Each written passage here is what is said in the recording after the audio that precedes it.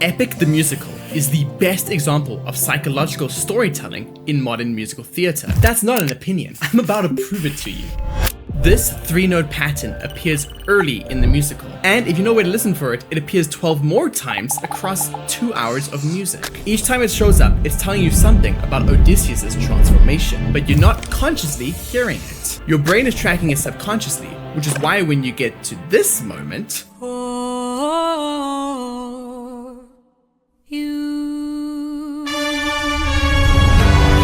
millions of people break down crying, and it has nothing to do with what's happening right now. It's because their brain is remembering this from 2 hours ago. I spent 3 weeks breaking down every single song in Epic the Musical to map out exactly how composer Jorge Rivera-Herrans used one of the most powerful techniques in storytelling psychology, musical motif as a narrative arc, to turn a simple 3-note melody into an emotional weapon. I found 13 moments where this pattern appears, evolves, or gets subverted, and by the end of this video, you're gonna understand exactly why this musical hits differently than anything else you've heard, and how you can use this exact same technique in your own writing, whether you're writing a screenplay, novel, or even a song. This is the psychology of Epic the Musical. Let's break it down.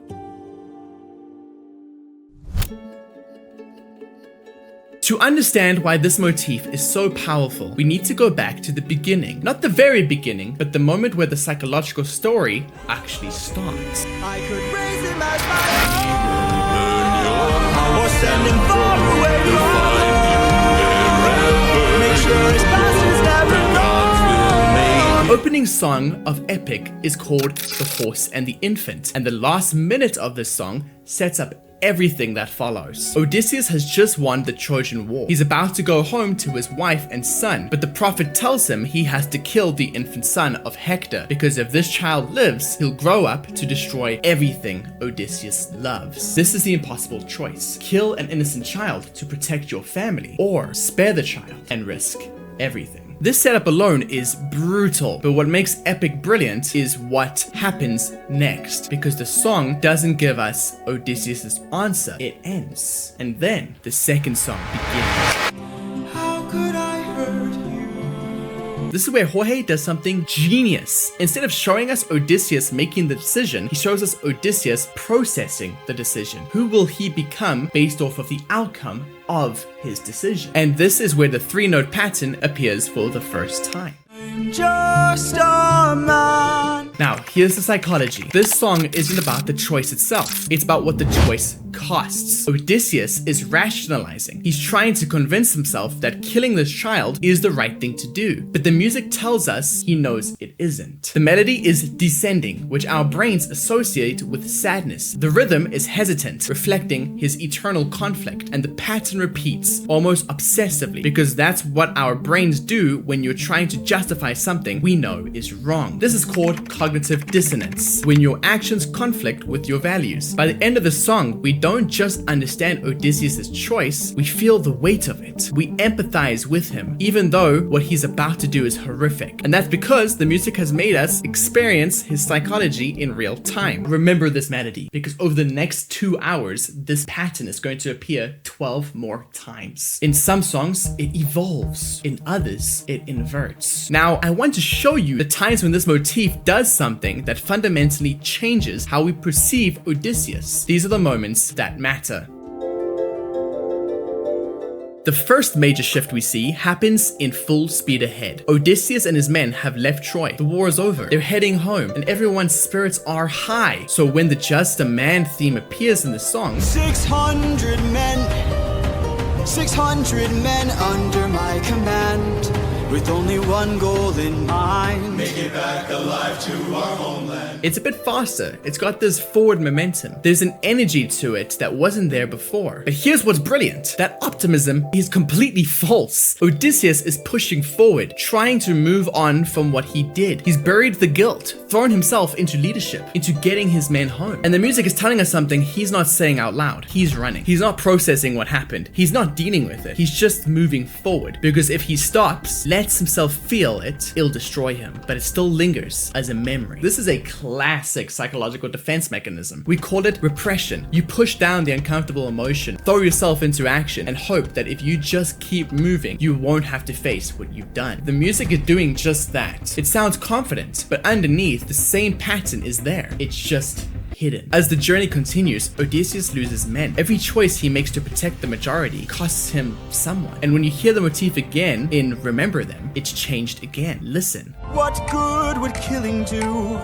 When mercy is a skill more of this world could learn to use. My friend is dead, our foe is blind. The blood we shed, it never dries. It's slower now, heavier. The melody feels tired, like it's carrying something too heavy. And that's exactly what's happening psychologically. Odysseus is accumulating trauma. Every loss adds to the weight he's carrying, and the music is making us feel that accumulation. This is how real trauma works. It's not one big moment that breaks you, it's the accumulation. It's loss after loss until you're so heavy you can barely move. And the brilliance of using a reoccurring musical motif to track this is that we feel the accumulation too. Every time we hear this melody, it carries a little more weight. Our brains are adding up the cost right alongside Odysseus. And this is setting us up for what comes next. We've now seen the motif evolve from guilt to repression to accumulated trauma. Odysseus is getting heavier and heavier. He's getting darker. And the question the music is starting to ask is, how much more can he take before he breaks? The answer comes in the song Monster. And what happens here is something I've genuinely never seen in a musical storytelling before. Monster is the turning point. This is where Odysseus stops fighting what he's becoming and starts embracing it. And the moment the Just the Man theme appears in the song, everything inverts.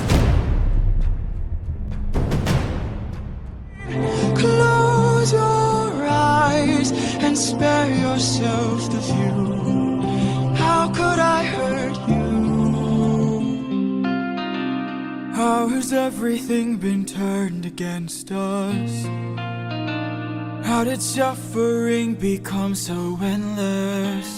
Then I'll become the monster. I will deal the blow, and I'll become the monster like none they've ever known. In Just a Man, the melody felt sad, resigned, questioning. Here, it's aggressive, defiant, almost triumphant in a dark way. This is a complete psychological inversion. In Just a Man, Odysseus was asking himself, how do I live with what I'm about to do? In Monster, he's asking himself if what he needs to do is to become the monster that is necessary to get them home. This is what psychologists call moral disengagement. When you've crossed enough lines, when you've done enough things that violate your values, your brain has two options: break under the guilt, or reframe what you're doing as necessary, even justified. Odysseus chooses option 2. He's not a man who made hard choices anymore. He's a monster who does what needs to be done, and the music reflects that shift completely. Here's why this works on us so powerfully. We've been hearing this melody for over an hour. Our brains have learned to associate it with Odysseus' humanity, his struggle, his guilt. It's been the musical representation of his conscience. But now, that same melody is being used to represent his darkness. The thing that was fighting against his transformation is now part of his transformation. This is genius, because Jorge is not just telling us that Odysseus has changed. He's making us feel the change by corrupting something we've been emotionally attached to. The melody we've been rooting for, that's been representing his humanity, it's gone dark. This is the power of musical storytelling. You can't do this with just dialogue or plot. You need the music to create that subconscious emotional tracking. And when it flips, we feel it in our bones. After Monster, things get worse. Odysseus makes some horrible choices, and his men begin to turn on him. He loses everything: his crew, his ships, everyone who's trying to protect, even his own humanity. And the motif appears one more time before the end, but now it's fragmented, broken. It doesn't sound like a complete melody anymore. It's like it's falling apart, reflecting Odysseus' complete psychological breakdown. He's lost his men, his identity, everything that made him who he was. This is rock bottom, musically and psychologically. And this is crucial, because if you want a resolution to feel earned, you need to take your character to their lowest point first. We need to see them completely broken before we can believe in their healing. Odysseus has gone from a man trying to hold onto his humanity to a monster who has lost everything. Most musicals and stories would probably end there, but Epic doesn't, because there's one more psychological shift that needs to happen to conclude this story. And it happens in the final 2 songs, where Jorge brings the motif full circle and gives us the resolution we've been waiting for.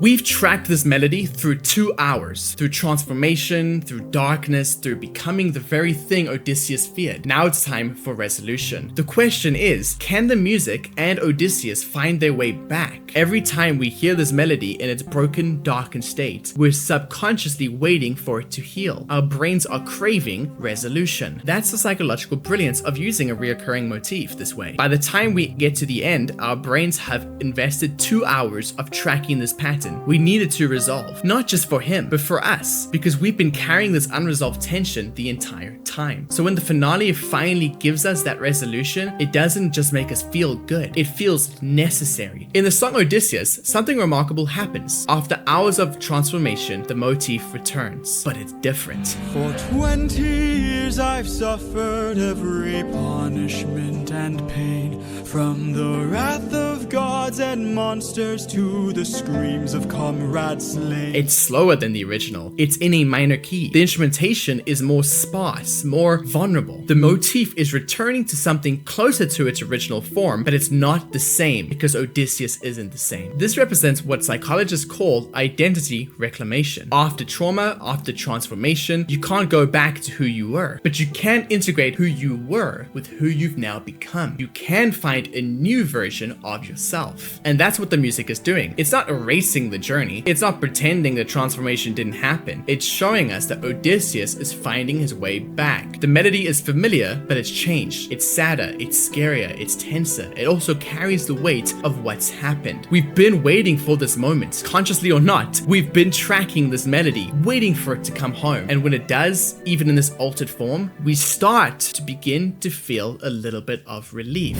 This is the beginning of our emotional payoff. And then we arrive at the moment that breaks everyone. And that's the song, Would You Fall in Love With Me? Oh, you.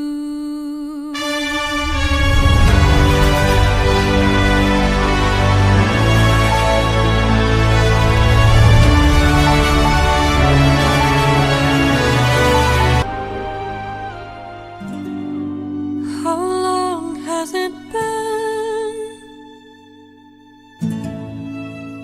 20 years. This is it. This is the moment 2 hours of storytelling has been building toward. And here's what's happening musically. The motif finally resolves. It comes full circle. Odysseus is now home. He's made it. He's gone through pain, suffering, loss, but still having the scars of what he had and embracing his wife. Finally, the motif returns to resolve itself. Here's why we cry. It's not just because Penelope and Odysseus are reuniting. It's not even primarily about what's happening in the plot right now. We cry because our brains have been tracking this melody for 2 hours. We followed it through every transformation, every moment of darkness, every step of Odysseus' journey. And on a subconscious level, we've been waiting for this resolution. Here's the rule you need to remember. Setup, transformation, resolution. You must establish your motif clearly at the beginning. You must evolve it in meaningful ways that reflect your character's journey. And you must resolve it in a way that creates catharsis. Do this right and you create an emotional experience that people will feel in their bones. Epic the Musical is a masterclass in psychological storytelling. It's proof that when you understand how human brains process emotion, pattern, and narrative, you can create something that resonates on a level most storytelling never reaches. If you want more breakdowns like this, where we take apart the psychology behind great storytelling, hit that subscribe button. Thanks for watching. Now go listen to Epic again. I guarantee you